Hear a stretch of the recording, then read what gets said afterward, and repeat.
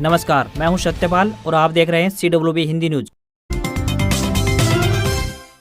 शक संवत 1945 विक्रम संवत 2080 आज भाद्रपद मास के कृष्ण पक्ष की चतुर्थी तिथि और दिन रविवार है। तदनुसार अंग्रेजी तारीख 3 सितंबर सन 2023 आज संकष्टी श्री गणेश चतुर्थी व्रत भी किया जाएगा। आइए सबसे पहले एक नजर डालते हैं दिन भर की सुर्खियों पर। दिल्ली पुलिस में कांस्टेबल के 7,547 पदों पर निकली वैकेंसी, 30 सितंबर तक करें अप्लाई। उम्मीदवारों का 12वीं पास होना जरूरी। हरियाणा में 500 क्लर्क भर्ती में घोटाले का शक, सरकार ने विभागों से मांगे दस्तावेज, गड़बड़ी मिलने पर 7 दिन में हटाने का दिया आदेश।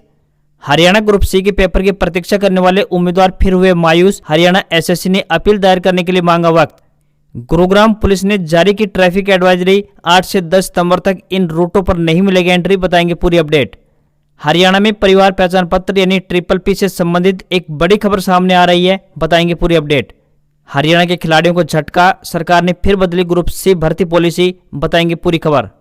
नारनौल में कन्फेक्शनरी की दुकानों पर रेड, एक्सपायरी डेट की कोल्ड ड्रिंक्स मिली, खाद्य सामग्री के लिए सैंपल, दुकानदारों पर होगी FIR। जींद में सिटी बस सर्विस दोबारा से हुई शुरू, 3.5 महीने से बंद पड़ी थी। Bus stand railway station root वाले यात्रियों के लिए बड़ी खुशखबरी। इसरो का आदित्य L1 पृथ्वी की कक्षा में पहुंचा, 16 दिन चक्कर लगाकर फिर 110 दिन में 15 लाख किलोमीटर दूर L1 पॉइंट पर पहुंचेगा।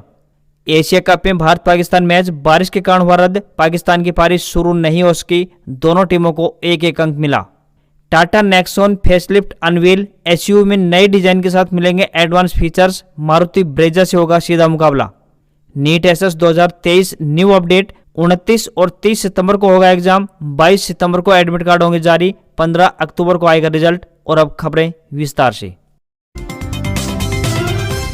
हरियाणा में पिछले कई दिनों से मानसून ठंडा है, जिसके कारण मौसम शुष्क बना हुआ है। मौसम विभाग का कहना है कि मानसून ट्रफ हिमालय की तलहटी की ओर बने रहने के कारण राज्य में मानसून की गतिविधियों में कमी देखने को मिली है, जिसके कारण लगातार 25 दिनों से मानसून में ब्रेक है और बारिश नहीं हो पा रही है। साथ ही हरियाणा, दिल्ली और NCR में मानसून अपने अंतिम चरण में भी पहुंच गया है। मौसम विभाग के मुताबिक माने तो हरियाणा के कई इलाकों में मौसम फिर से करवट लेने वाला है, जिसके चलते प्रदेश के कई इलाकों में हल्की से लेकर मध्यम बारिश होने की संभावना बन गई है। अब 4 सितंबर के आसपास उत्तर पश्चिम बंगाल की खाड़ी में एक ताजा चक्रवाती परिसंचरण विकसित होने की उम्मीद है, जिससे मानसून गतिविधियां एक बार फिर से शुरू हो सकती हैं। अगले 10 दिनों में हरियाणा के कई जिलों में हल्की बारिश की संभावना जताई गई है। दिल्ली पुलिस में जाने का सपना रखने वाले युवाओं के लिए एक अच्छी खबर है। अगर आप भी दिल्ली पुलिस में शामिल होना चाहते हैं तो आपको बता दें कि कर्मचारी चयन आयोग यानी SSC के द्वारा दिल्ली पुलिस कांस्टेबल यानी एग्जीक्यूटिव के पदों पर भर्ती के लिए आवेदन मांगे गए हैं। योग्य पुरुष और महिला उम्मीदवार ऑनलाइन माध्यम से इन पदों के लिए अपने आवेदन भेज सकते हैं। आवेदन करने की अंतिम तिथि 30 सितंबर 2023 तय की गई है। इन पदों के लिए उम्मीदवार 12वीं पास होने चाहिए तथा पुरुष उम्मीदवारों के पास वैध लाइट मोटर व्हीकल लाइसेंस भी होना चाहिए। आयु सीमा 18 वर्ष से लेकर 25 वर्ष के बीच होनी चाहिए। 5056 पदों पर पुरुष भर्ती होंगे तो वहीं 2491 पद महिलाओं के लिए आरक्षित किए गए हैं।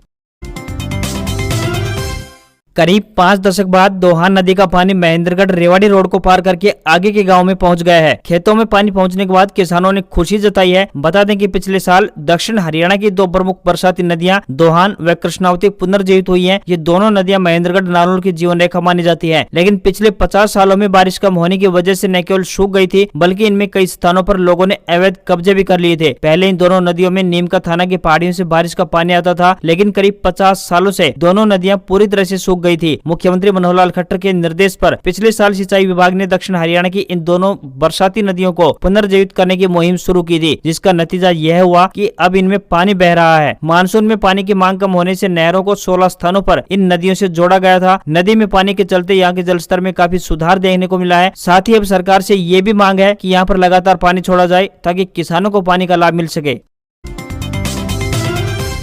हरियाणा के उप मुख्यमंत्री दुष्यंत चौटाला ने कहा है कि सरकार द्वारा जींद जिला को इंडस्ट्रियल हब के रूप में विकसित करने की योजना बनाई जा रही है। इसके लिए जींद जिला के गांव खटकड़ में भूमि अधिग्रहण का प्रपोजल बनाया गया है। प्रपोजल के अनुसार खटकड़ टोल के पास 740 एकड़ जमीन पर औद्योगिक जोन बनाने की योजना प्रस्तावित है, जिसमें 360 एकड़ तथा 380 एकड़ जमीन पर 2 औद्योगिक जोन बनाए जाएंगे। इसके लिए निगम के द्वारा किसानों को 27 अक्टूबर 2023 तक अपनी जमीन देने के लिए नोटिस दिए गए हैं। इच्छुक किसान ई भूमि पोर्टल पर निर्धारित तिथि तक अपनी स्वीकृति पत्र भेज सकते सकते हैं। उन्होंने कहा कि औद्योगिक जोन बनने के बाद भविष्य में जींद जिला औद्योगिक हब के रूप में उभरेगा, जिससे जिला में विकास को नई गति मिलेगी। साथ ही वहीं हजारों युवाओं को रोजगार के अवसर भी उपलब्ध होंगे। उन्होंने एक राष्ट्र एक चुनाव प्रक्रिया पर बोलते हुए कहा कि ये राष्ट्रहित तथा जनहित के मद्देनजर हर लिहाज से अच्छी रवायत होगी।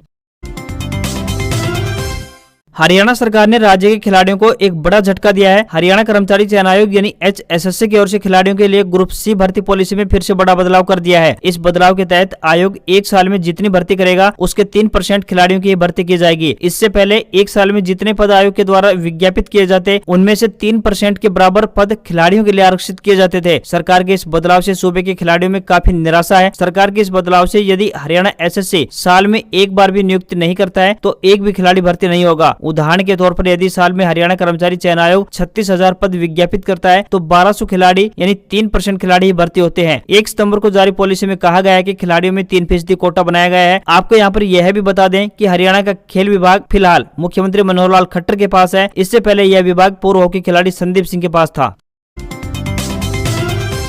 हरियाणा में 500 क्लर्कों की नौकरी पर संकट के बादल छा गए हैं। 2020 में क्लर्कों की भर्ती की गई थी। इस भर्ती में घोटाले की आशंका को देखते हुए हरियाणा कर्मचारी चयन आयोग यानी HSSC की ओर से जांच के आदेश जारी कर दिए हैं। साथ ही आयोग की ओर से भर्ती से संबंधित सभी विभागों से दस्तावेज तलब कर लिए गए हैं। सरकार की ओर से विभागों से दस्तावेजों का विवरण मांगा गया है। जाँच में गड़बड़ी मिलने पर 7 दिन के अंदर हटाने के आदेश भी सरकार ने जारी कर दिए हैं। बता दें कि हरियाणा में 4,798 क्लर्क अपनी सेवाएं दे रहे हैं। इनमें से 500 की नौकरी पर अब संकट के बादल खड़े हो गए हैं। हरियाणा में परिवार पहचान पत्र यानी PPP से संबंधित एक बड़ी खबर सामने आ रही है। अब फैमिली आईडी में 18 साल से अधिक उम्र के बच्चों की DOB टैगिंग यानी जन्म प्रमाण पत्र से सत्यापन होगी। इसके लिए सूबे के सभी 22 जिलों में खंड स्तर पर जोनल अधिकारियों की नियुक्ति की गई है। ग्रामीण और कस्बाई क्षेत्रों के अलावा शहरी दायरे को अलग अलग हिस्सों में बांटकर प्रत्येक जोन में एक जोनल अधिकारी नियुक्त किए गए हैं। ये जोनल अधिकारी सभी जिलों में प्रत्येक PPP यानी परिवार पहचान पत्र में दर्ज बच्चों के जन्म प्रमाण पत्र, उनके स्कूल के शैक्षणिक मार्कशीट के अलावा वोटर ID कार्ड की जानकारी भी पोर्टल पर अपलोड करेंगे। राज्य में बच्चों की सबसे ज्यादा संख्या की बात करें तो सबसे ज्यादा संख्या वाले आंकड़ों में जिला नूंह है, तो वहीं सबसे कम चरखी दादरी है। हरियाणा को अब जल्द से तीसरी वंदे भारत एक्सप्रेस ट्रेन मिलने जा रही है। पहले तारीखों का ऐलान नहीं हुआ था, मगर अब तारीखों का भी ऐलान हो चुका है। मिली जानकारी के मुताबिक बता दें कि 5 सितंबर को ट्रायल है। अक्टूबर के दूसरे सप्ताह से ट्रेन चलने लग जाएगी, जिसमें से 8 में से 6 स्टॉप हरियाणा के होंगे। इस रूट पर हरियाणा के ज्यादातर स्टेशनों को पहली वंदे भारत एक्सप्रेस ट्रेन मिलेगी। हरियाणा की तीसरी वंदे भारत एक्सप्रेस ट्रेन जयपुर और चंडीगढ़ के बीच दौसा, अलवर, रेवाड़ी, रोहतक, जींद जंक्शन, कैथल, कुरुक्षेत्र जंक्शन और अंबाला कैंट जंक्शन पर रुकेगी। ट्रेन जयपुर से चलेगी जो चंडीगढ़ स्टेशन तक पहुंचेगी। यह तीसरी वंदे भारत ट्रेन 2 राज्यों राजस्थान और हरियाणा तथा केंद्र शासित प्रदेश चंडीगढ़ को भी जोड़ेगी। इस ट्रेन का किराया महंगा होगा, लेकिन ट्रेन पूरी तरह से AC कोच वाली है। साथ ही इसमें कई अन्य सुविधाएं भी मिलेंगी। बता दें कि झज्जर रेलवे स्टेशन पर ट्रेन के ठहराव के लिए फिलहाल व्यापारी एकजुट हो चुके हैं। झज्जर शहर के व्यापारी चाहते हैं कि झज्जर रेलवे स्टेशन पर भी वंदे भारत ट्रेन का ठहराव हो। राष्ट्रीय राजधानी दिल्ली में G20 शिखर सम्मेलन का आयोजन होना है। 9 व 10 सितंबर को दिल्ली के प्रगति मैदान में आयोजित होने वाले इस सम्मेलन में 20 देशों के नेता और डेलीगेशन शामिल होंगे। ऐसे में दिल्ली से सटे हरियाणा के गुरुग्राम में ट्रैफिक पुलिस ने 9 व 10 सितंबर के लिए ट्रैफिक एडवाइजरी जारी की है। इसमें बताया गया है कि इन 2 दिनों में गुरुग्राम से दिल्ली जाने के लिए कौन से रास्ते बंद रहेंगे और किन रास्तों पर ट्रैफिक डाइवर्ट किया जाएगा। गुरुग्राम से दिल्ली जाने वाले लोगों के लिए रूट डाइवर्ट किए गए हैं। दिल्ली में 7 सितंबर की रात 12 बजे से लेकर 10 सितंबर की रात 12 बजे तक वाहनों की एंट्री पर प्रतिबंध रहेगा। गुरुग्राम से दिल्ली जाने वाले वाहनों की एंट्री पर पाबंदी धौलाकुआं रूट पर होगी। इस रूट पर न केवल भारी वाहन बल्कि बसों की भी एंट्री बैन की जाएगी। दिल्ली में मुख्य कार्यक्रम 9 सितंबर का है, तो वहीं 8 सितंबर से डेलीगेट्स का दिल्ली एयरपोर्ट पर पहुंचना शुरू हो जाएगा। भारी वाहनों को पंचगांव से केएमपी एक्सप्रेसवे के रास्ते आगे भेजा जाएगा, तो वहीं बसों को इफ्को चौक से डाइवर्ट करते हुए MG रोड के रास्ते से दिल्ली भेजा जाएगा।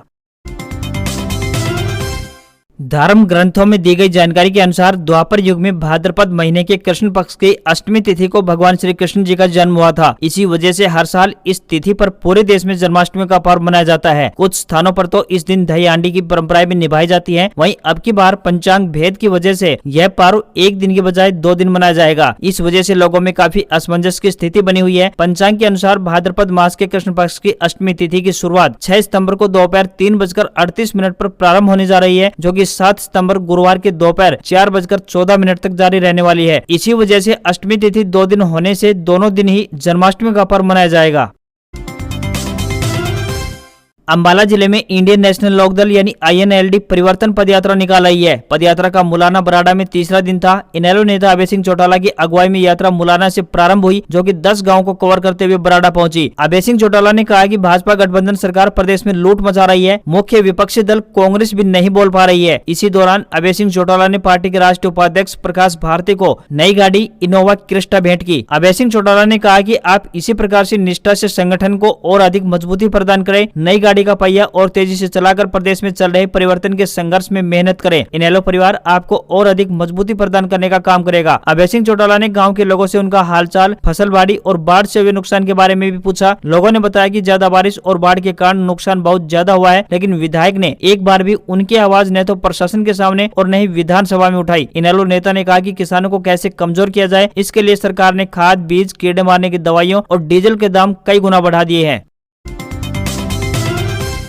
इसरो ने शनिवार यानी 2 सितंबर को बताया कि प्रज्ञान रोवर ने अपना काम पूरा कर लिया है। इसे अब सुरक्षित रूप से पार्क कर स्लीप मोड में सेट किया गया है। इसमें लगे दोनों पेलोड अब बंद हैं। इन पेलोड से डेटा लैंडर के जरिए पृथ्वी तक पहुंचा दिया गया है। बैटरी भी पूरी तरह से चार्ज है। रोवर को ऐसी दिशा में रखा गया है कि 22 सितंबर 2023 को जब चांद पर अगला सूर्योदय होगा तो सूर्य का प्रकाश सौर पैनलों पर पड़े। इसके रिसीवर को भी चालू रखा गया है। उम्मीद की जा रही है कि 22 सितंबर को ये काम करना शुरू कर देगा। चंद्रयान 3 मिशन 14 दिनों का ही है। ऐसा इसलिए क्योंकि चंद्रमा पर 14 दिन रात तो वहीं 14 दिन उजाला रहता है। इससे पहले इसरो ने बताया था कि रोवर ने शिव शक्ति लैंडिंग पॉइंट से 100 मीटर की दूरी तय कर ली है। विक्रम लैंडर 23 अगस्त को चंद्रमा पर उतरा था। रोवर को यह दूरी तय करने में 10 दिन लगे हैं। 6 पहियों वाले प्रज्ञान रोवर का वजन 26 किलो है।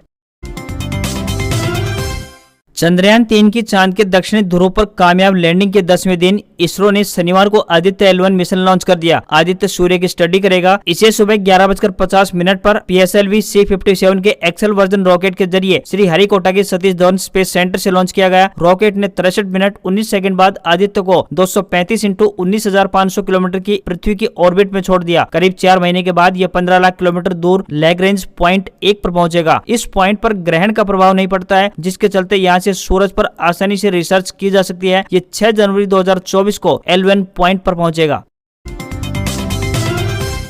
विपक्षी गठबंधन Indian national development inclusive alliance यानी INDIA की चौथी बैठक दिल्ली में होगी। मुंबई में 1 सितंबर को हुई तीसरी बैठक के बाद सुप्रिया सुले, जो कि राज्यसभा सांसद, और शरद पवार गुट से है, ने यह बात कही। तीसरी बैठक में यह भी कहा गया है कि अब सीट शेयरिंग फार्मूले पर चर्चा होगी। मुंबई बैठक में कोऑर्डिनेशन और कैंपेन समेत 5 कमेटियां बनाई गई है। वहीं तीसरी बैठक में लोगो फाइनल नहीं हो सका है। कई दलों को एक डिजाइन पसंद आया है, जिसमें सुधार को लेकर कुछ सुझाव दिए गए हैं। विपक्ष की 14 सदस्यीय कमेटी में 1 CM, 1 डिप्टी CM, 2 पूर्व मुख्यमंत्री, 5 राज्यसभा और 2 लोकसभा सांसदों को जगह दी गई है। इसके अलावा लेफ्ट से 2 नेताओं को कमेटी में शामिल किया गया है। मुंबई में INDIA की बैठक में कपिल सिब्बल के आने पर कांग्रेस नेता नाखुश दिखाई दिए। सूत्रों के मुताबिक सिब्बल को आधिकारिक रूप से न्योता नहीं दिया गया था। फिलहाल सिब्बल ने 2022 में कांग्रेस छोड़ दी थी। सपा की सपोर्ट से वे राज्यसभा मेंबर है।